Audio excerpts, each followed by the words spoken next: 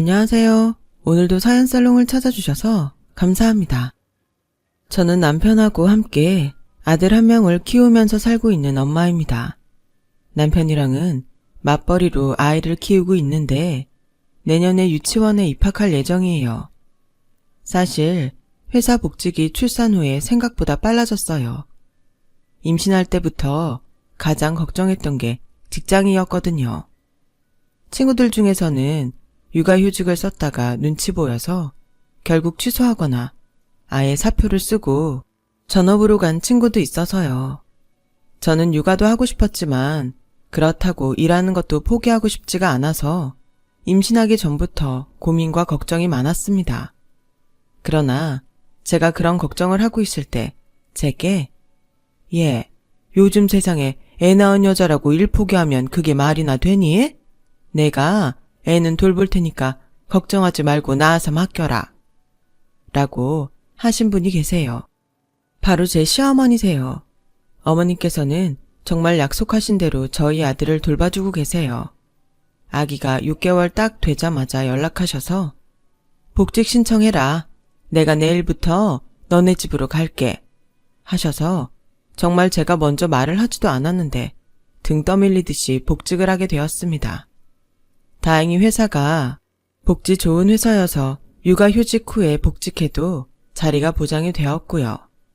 그래서 지금은 어머님이 제가 출근하기 전에 아침에 오셔서 아이를 돌봐주시기 시작하시고 제가 퇴근하고 나면 저녁 먹고 집으로 돌아가세요.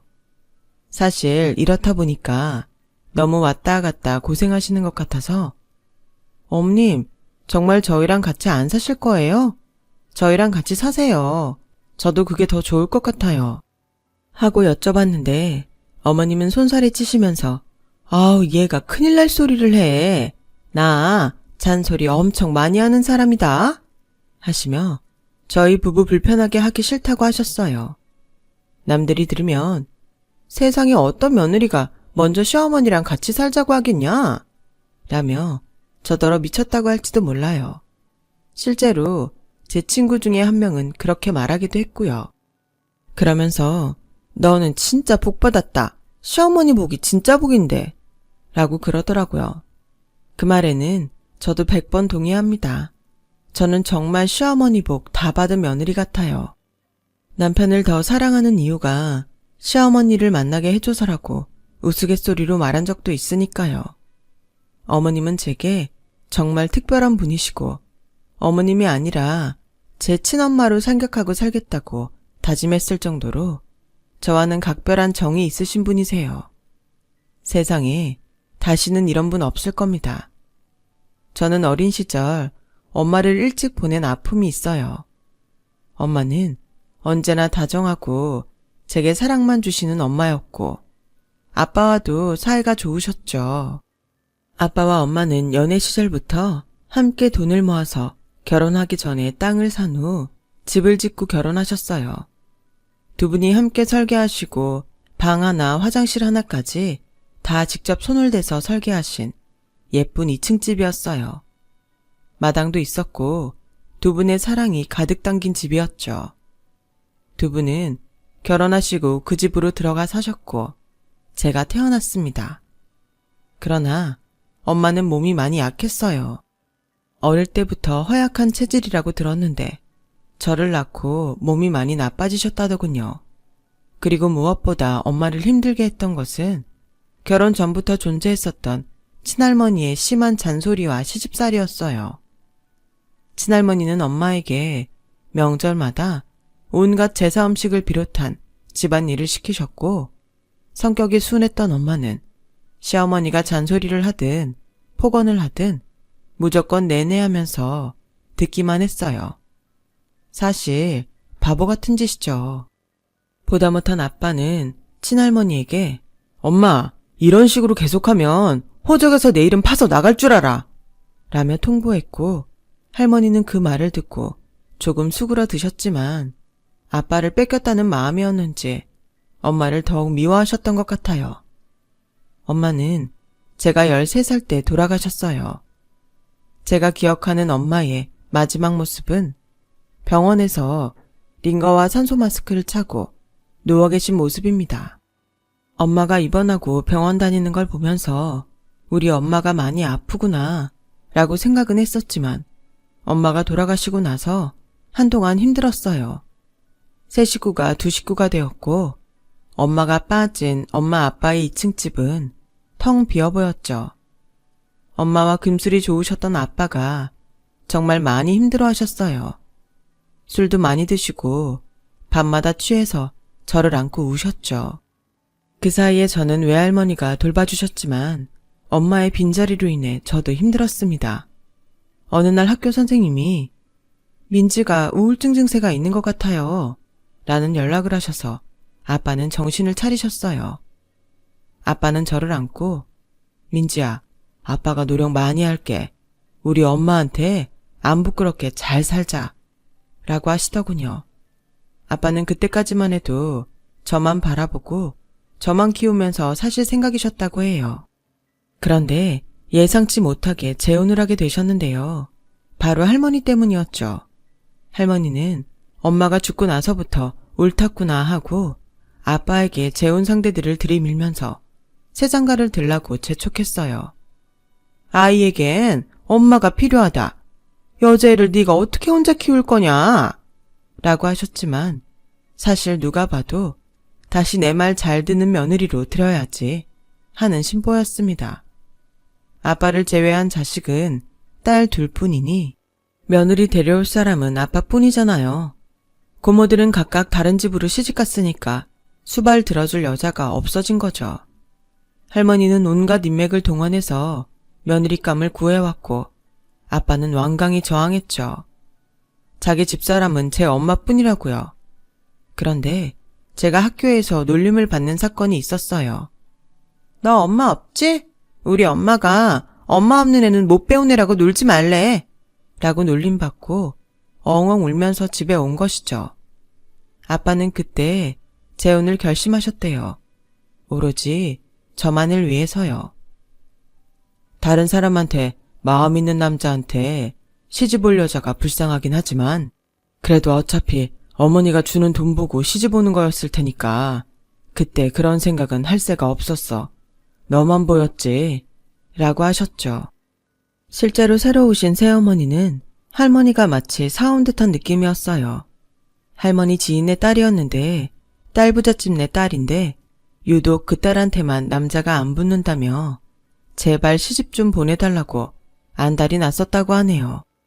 언니 여동생들도 다 시집 갔는데 새어머니만 혼처가 생기지 않았다고요. 그렇다 보니 새어머니도 오는 남자 아무나랑 결혼만 하면 되지 하는 생각이셨고 할머니의 결혼 제안을 승낙한 거였죠. 그렇게 아빠와 새어머니는 첫 만남을 가졌어요. 아빠는 나는 내 딸이 가장 중요하고 사실 사랑해서 하는 결혼은 아닙니다. 그렇지만 남편으로서 최선을 다해 존중하고 예의를 갖출게요. 라고 하셨어요. 새어머니도 동의를 하셔서 두 분은 결혼하시고 저희 집에는 새어머니가 들어오게 되었습니다. 새어머니와의 관계는 처음에는 괜찮았어요. 저는 엄마라고 하긴 어색해서 아줌마라고 부르기는 했는데 어른들이 뭐라고 하지는 않으시더군요. 새어머니는 저를 친모녀처럼 살갑게는 아니지만 옷이나 먹을 것들을 챙겨주고 등하굣길도 봐주고 하면서 엄마 역할을 하셨어요. 아빠도 새어머니를 존중하고 어찌되었든 아내로서 예의를 갖춰서 대했고요. 새어머니도 아빠를 존중하고 저희 엄마 흔적을 굳이 지우려고 하지는 않았죠. 그런데 상황이 달라지기 시작한 것은 제가 중학교 1학년이던 14살 때였어요. 남동생이 태어났습니다. 새어머니와 아빠 사이에서 나온 남동생이죠. 아들 노래를 하시던 친할머니가 가장 좋아하셨어요. 아빠도 어쨌든 자기 아들이니까 새어머니와 동생을 더 잘 챙기려고 했고요. 저도 도울 수 있는 건 최대한 도와드리고 집안일도 하고 남동생도 돌봐주고 그랬어요. 그러나 새어머니의 태도는 급격하게 변하더군요. 동생이 태어나고 나서부터 제게 노골적으로 잔소리를 하고 마치 가정부처럼 하녀처럼 유모처럼 부리더라고요.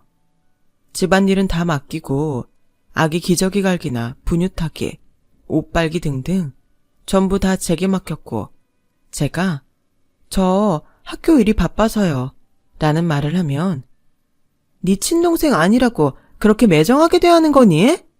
라며 빈정거렸습니다. 아빠에게도 쟤는 친동생 아니라고 나 몰라라 해요 는 식으로 얘기하셨고 아빠는 민지는 그럴 애 아니야 라고 하시며 절 믿으셨지만 문제는 할머니였어요. 애초에 할머니는 자기가 고른 며느리라 그런지 새어머니를 저희 엄마보다 월등히 예뻐했죠. 아들까지 낳았으니 금상첨화였죠. 손잡으러 오신다고 일주일에 3번 이상을 집에 오셨고 제가 숙제를 하든 말든 불러서 청소 좀 해라. 우리 손자 분유 가져와라. 바닥이 이게 뭐냐? 우리 손자 먼지 먹으면 네가 책임질 거냐? 등등의 말씀을 하시며 마치 그 옛날 저희 엄마에게 하셨던 것처럼 저를 대했죠. 새어머니는 제게 누나가 동생한테 뭐 내세울 게 있어야지. 지혜미 닮아서 비실비실하게 생긴 것 좀 봐. 하며 엄마까지 들먹인 적도 있어요. 사춘기 나이를 지나면서 저도 그런 말들에 분노를 느꼈고 새어머니에게 반항을 해본 적도 있는데 그러고 나면 어김없이 친할머니의 2배의 응징이 따랐어요. 괜히 2번 욕 듣기는 싫어서 그냥 새어머니 욕만 듣자 하는 생각으로 반항 생각은 접었던 것 같아요. 그래도 괜찮았던 건 아빠가 있기 때문이었습니다. 엄마를 향한 그리움을 함께 나누고 공감하고 내 마음을 이해해주는 아빠 덕분에 저는 잘 지낼 수 있었어요. 새어머니나 할머니 말 정도는 그냥 흘려들을 수 있었습니다.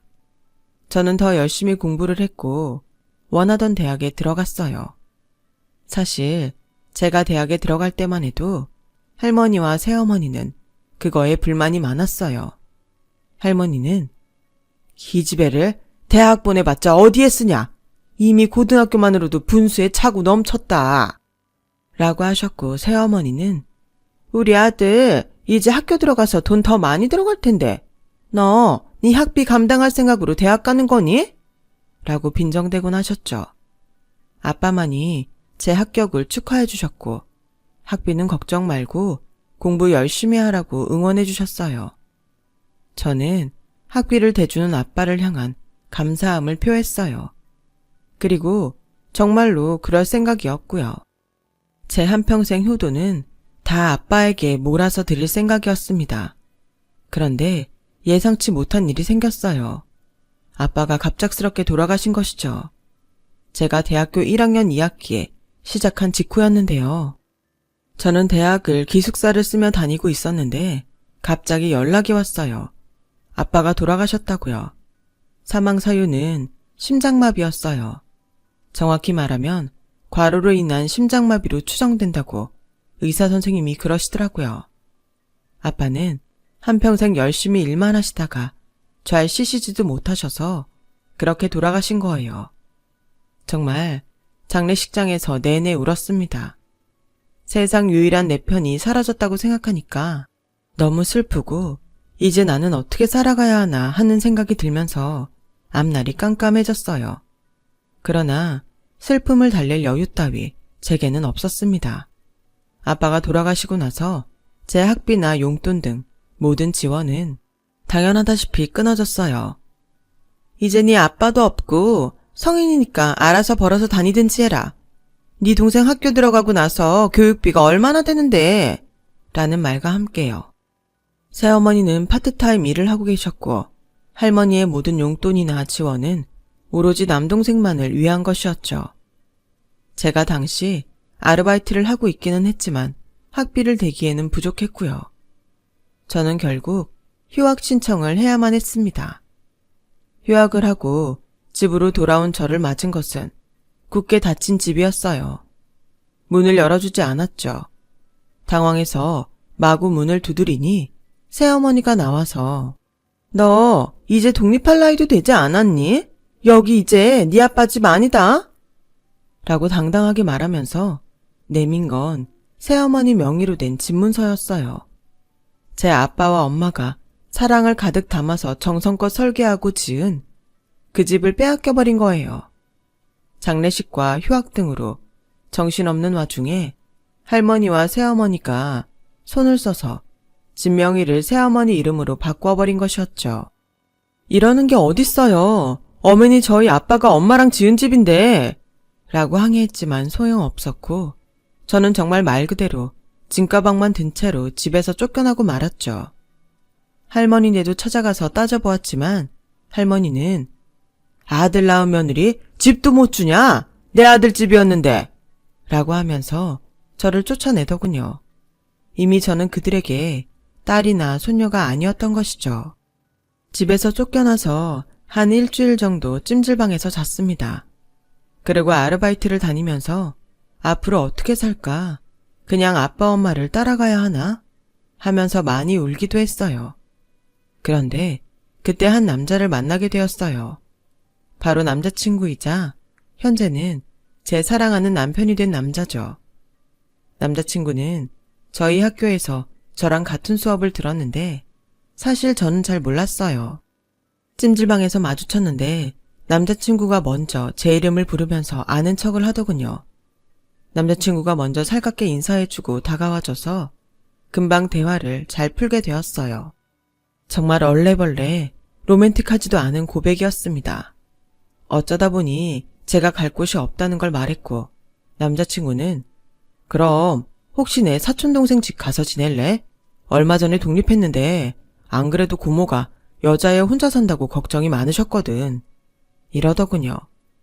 그렇게 저는 남자친구의 주선으로 룸메이트를 만나서 지내게 되었고 그 룸메이트가 남자친구의 가족이다 보니까 자연스럽게 많이 마주치게 되었죠.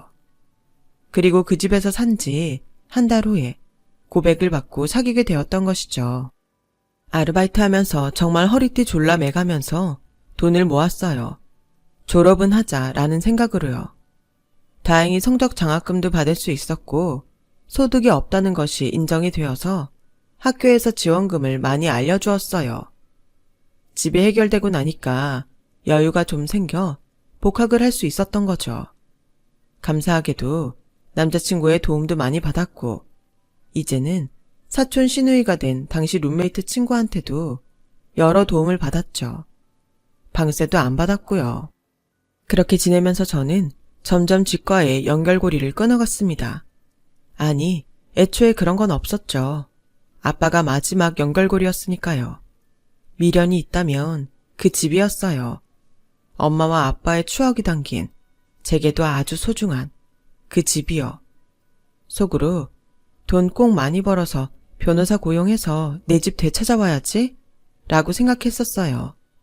남자친구도 제 가정사를 다 알고는 제게 언젠가 돌려받을 건 꼭 돌려받을 날이 올 거야 라고 말해주며 응원해 주었고 저는 그런 남자친구의 응원 덕분에 무사히 졸업을 하고 좋은 회사에 취업도 할 수 있었습니다. 취업하고 나서도 월급을 한동안 빡세게 모아서 몇 달 후에 작은 원룸을 얻어서 독립을 했어요. 남자친구도 좋은 기업에 취직을 했는데 취직하고 얼마 안 있어 제게 결혼 이야기를 꺼내더군요. 결혼하고 싶다고요. 저는 정말 망설였고 주저했어요. 어쨌든 이 결혼에서 더 많은 비용을 감당해야 할 건 남자친구였고 사실 객관적으로 봤을 때 저는 가정사도 그렇고 정말 보잘것없었거든요. 제 걱정은 기후였어요. 정말로 한순간에 깨져버렸죠. 바로 남자친구 집에 처음 인사를 간 날에요. 남자친구의 아버지는 남자친구가 고등학교 때 암으로 돌아가셨고 어머님과 둘이 살고 있었습니다. 아버님이 돌아가시기 전에 상가 건물 2채와 아파트 한 채를 남기고 가셔서 어머님께서는 무리 없이 남편 학비도 되고 당신도 넉넉하게 잘 지내실 수 있었죠. 아버님 살아계셨을 때보다는 기운 가세였지만 그래도 저와 비교해보자면 완전 천지 차이였습니다. 어머님은 저를 처음 보자마자 세상에 어쩜 이렇게 맑은 아이를 데려왔어 하시면서 손을 잡아주시며 반겨주셨고, 친딸처럼 고기 반찬을 찢어주시고 술도 따라주셨어요. 그 술김에 저는 제 가정사와 어려웠던 일들을 줄줄 말해버렸는데, 어머님은 그 이야기를 들으시고는 남자친구에게 호통을 치시면서 너는 왜 이제서야 결혼을 하겠다고 해서 진작에 데려왔으면 내가 학비랑 다 대주고 했을 텐데, 아우, 지 여자친구 이쁜 거 자기만 보겠다고 엄마한테는 꽁꽁 숨겼네 라며 웃으셨어요. 저를 안아주시면서 얼른 집에 와야지. 시집 말고 집에 와라. 엄마가 잘해줄게. 얼른 와라 라고 하시는데 저는 정말 큰 위로를 받았습니다. 그렇게 결혼을 준비하게 된 저는 직장일과 결혼 준비를 병행하면서 바쁘게 지냈어요. 그런데 전화 한 통을 받았죠. 바로 부동산에서요. 이민지 씨 맞으십니까? 라고 시작한 말은 부모님의 집이 매물로 나왔다는 충격적인 소식을 전했어요. 도대체 어떻게 된 건가 싶어서 부랴부랴 알아보니 새어머니의 사치가 너무 심해서 빚이 늘어나 버렸다네요. 어차피 그 집은 새어머니한테 아무 의미도 없었고 새어머니는 시집살이 걱정도 없으니 아들 데리고 벌써 할머니 집에 들어가서 살고 있던 상황이었죠.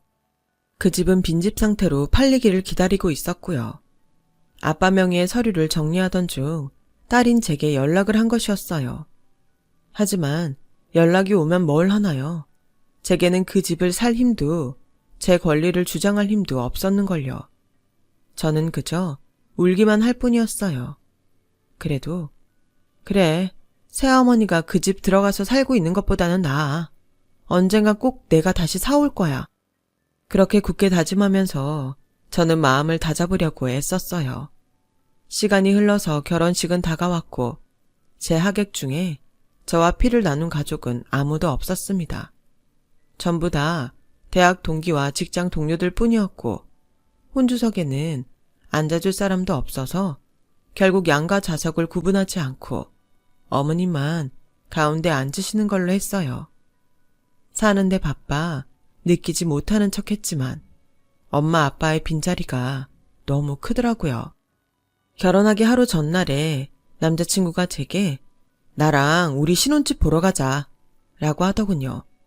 저는 우리 일단 어머님이랑 같이 사는 거 아니었어? 라고 물었는데 남자친구는 아니야, 그냥 새집 구했어 라고 얼버무리더라고요. 의아함을 안고 남자친구를 따라간 곳에서 남자친구는 제게 자, 우리 집 열쇠야 하고 제게 반짝거리는 새 열쇠를 쥐어주었어요. 요즘 무슨 열쇠를 쓰지? 생각하며 그 열쇠를 받고 남자친구를 따라 차를 타고 간 저는 그 자리에 주저앉아 버렸어요. 남자친구가 절 데려간 그곳은 바로 매물로 나왔다던 부모님의 집이었습니다. 이게 어떻게 된 거야? 라고 묻는 제 앞에는 어머님께서 나타나셨어요. 우리 딸 결혼 선물로 엄마가 샀다. 알고 봤더니 어머님께서 당신이 가지고 계시던 상가 건물 한 채를 파셔서 이 집을 사신 거였어요. 오직 저를 위해서요. 우리 딸 마음고생 심했지. 엄마가 너희들 바로 들어가 살 수 있도록 집안 수리랑 정리까지 다 맡겨서 해놨어. 이제 여기서 행복하게 살면 돼. 정말 창피한 줄도 모르고 그 대낮에 길에서 어머님을 껴안고 소리내 엉엉 울었습니다. 어머님도 제 등을 끌어안아 주시면서 같이 우셨어요. 얼마나 마음고생이 심했니? 하시면서요. 그렇게 깜짝 선물을 받고 저는 결혼식을 올렸고 그 집에 들어가 살게 되었어요. 그리고 한 달 정도 후에 어떻게 알았는지 새어머니와 할머니가 찾아왔어요. 집 내놔라 하면서요. 저희 시어머니께서 합법적으로 구매하셔서 저랑 남편 살라고 주신 집이에요. 아줌마가 뭔데 나가라 말아예요? 아줌마? 너 말 다 했어? 그럼 아줌마가 아줌마죠. 아빠랑은 결혼했겠지만 제 엄마도 아니잖아요. 결국엔 머리까지 잡고 육탄전을 벌였고 경찰이 와서 그 아줌마에게 이 집에 대한 법적인 효력이 없다고 말을 하고 나서야 새어머니와 할머니는 분노로 씩씩대면서 돌아갔어요. 그 뒤로 다시 한 번 더 찾아오면 주거침입으로 고소한다는 소리까지 일러주었죠. 그 뒤로 한 1년 정도 지나고 나서 할머니에게 연락이 왔더라고요. 네 동생 학교는 다녀야 하지 않겠냐? 하면서 학원비를 보내달라고 했어요. 목소리가 한풀 꺾여서 애원하는 듯한 목소리더라고요. 보아하니 새어머니 사치가 멈추질 않았던 모양이에요. 단칼에 끊으려고 했는데 남편이 어린애가 걸렸으니 한 번만 보내자고 해서 한 번만 보낸 후 연락처도 바꾸고 아예 끊어버렸습니다. 지금은 너무 예쁜 딸까지 낳고 행복하게 살고 있어요. 어머님은 처음보다 더 저를 예뻐해 주시고 아껴주시고 남편도 복직하면 힘들어서 어떡해 하면서도 늘 저를 응원해주고 용기를 줘요. 제가 놀던 집에서 우리 딸이 노는 걸 보고 우리 가족이 지내는 걸 보면 참 뭉클하기도 하고 하늘에서 부모님이 보신다면 얼마나 흐뭇해하실까 싶어서 자랑스럽기도 합니다. 어떻게 이런 분이 제게 오셨을까요? 저희 엄마 아빠가 보내주신 천사가 아닐까 생각해봐요. 앞으로 더 좋은 마음 가지고 남들 도우면서 살라고요. 어머님, 제 삶의 은인이세요. 앞으로 저희 어머님 잘 모시고 남편이랑 딸 같이 건강하게 키우면서 잘 살아보겠습니다. 두서없는 제 이야기 들어주셔서 고맙습니다. 여러분의 가정에도 항상 평안함이 가득하길 바랍니다. 건강하시고요. 여러분, 사연 댓글에 응원과 현명한 조언 부탁드려요. 좋아요와 구독은 저에게 큰 힘이 됩니다. 오늘도 좋은 일 가득하세요.